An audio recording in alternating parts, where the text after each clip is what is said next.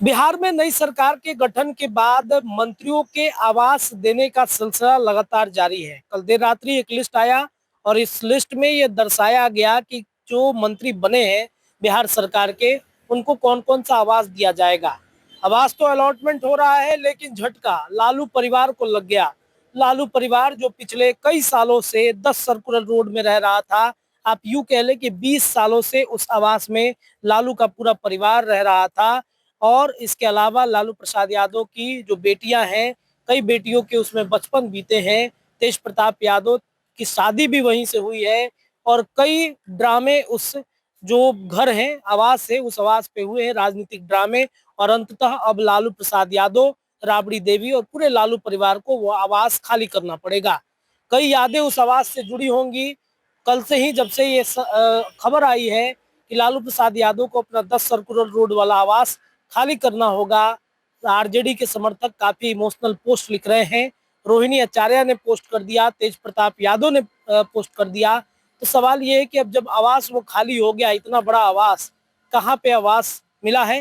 तो ये आप देख लीजिए, ये हार्डिंग रोड है और हार्डिंग रोड के पास ही लालू प्रसाद यादव, राबड़ी देवी को नया आवास अलॉटमेंट हुआ है। इस आवास को आप देखिए, अब इसी आवास में पूरा लालू परिवार रहेगा। इस आवास में राबड़ी देवी रहेंगी, इस आवास में लालू प्रसाद यादव रहेंगे, इसी आवास में तेजस्वी यादव को भी आना पड़ेगा रहने के लिए। हालांकि तेजस्वी के आवास तो अलॉटमेंट किए गए हैं। तेज प्रताप यादव के भी आवास को खाली करने का निर्देश जारी हो चुका है।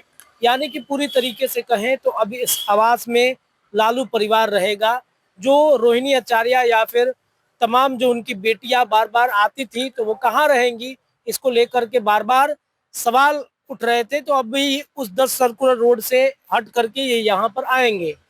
देखिए, कई सालों से ये आवास उनका बरकरार क्यों था?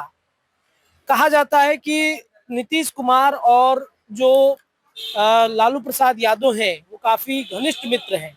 आवास खाली करने की प्रक्रिया तो कई सालों से होती रही है, लेकिन इस बार क्यों? क्योंकि इस बार बीजेपी बड़े भाई की भूमिका में है और बीजेपी चाहता है कि कहीं ना कहीं हम इस बार अपना हर फैसला लें। तो इस कड़ी में लालू प्रसाद यादव, नीतीश कुमार की जो दोस्ती है, उसको लेकर के भी जोड़कर देखा जा रहा है कि ये दोस्ती अब कहीं ना कहीं टूटने के कगार पर पहुंच गई है। पहले कई बार नीतीश कुमार ने बचा लिया लालू यादव के आवास को, लेकिन अब वो आवास बीजेपी के ज्यादा मैंडेट होने की वजह से खाली करना पड़ेगा। अब उस आवास पर कौन रहता है, ये देखना बड़ा दिलचस्प होगा। लेकिन आप देखिए, इसको लेकर के काफी चर्चाएं जो है वो तेज हो गई हैं, बढ़ गया है ये लालू राबड़ी आवास। अब इसी आवास पर लालू प्रसाद यादव और लालू का पूरा परिवार रहेगा।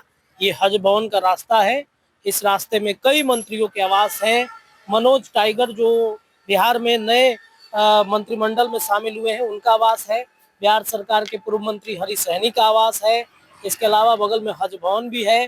तो अब लालू प्रसाद यादव से मिलने उनके समर्थकों को हार्डिंग रोड में आना पड़ेगा, मंत्रियों के आवास के ठीक बगल में। फिलहाल के लिए इतना ही। न्यूज इंडिया से पटना के लिए मैं रत्नेश ऐसी तमाम रिपोर्ट आपको देते रहूंगा। बहुत बहुत शुक्रिया।